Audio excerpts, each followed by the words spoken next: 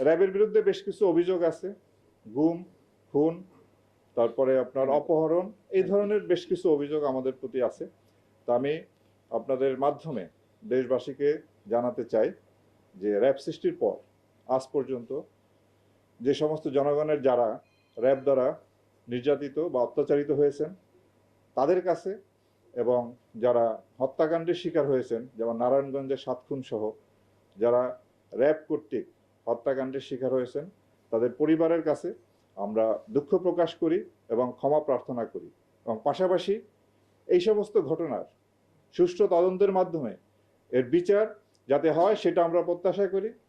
অন্তর্বর্তীকালীন সরকার গুম খুন কমিশন করেছেন, আন্তর্জাতিক অপরাধ ট্রাইব্যুনাল এই ধরনের অপরাধ কগনিজেন্সে নিয়ে বিচার কার্য পরিচালনা করছে।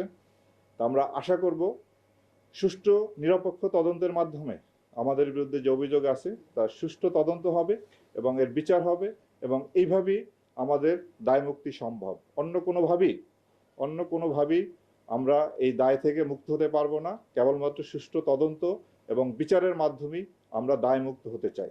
তা আমি আপনাদের মাধ্যমে আবারও যারা র্যাবের কারণে ক্ষতিগ্রস্ত হয়েছেন, নির্যাতিত হয়েছেন, তাদের পরিবারের কাছে এবং তাদের কাছে আমরা আবারও দুঃখ প্রকাশ এবং ক্ষমা প্রার্থনা করছি।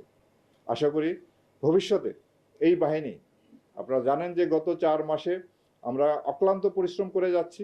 ভবিষ্যতে আমি আপনাদেরকে নিশ্চয়তা দিচ্ছি, আমি যতদিন এই দায়িত্ব পালন করব বা আমার অফিসার যারা আছেন, র্যাব কখনো কারো নির্দেশে ভবিষ্যতে এই ধরনের অপরাধ, যে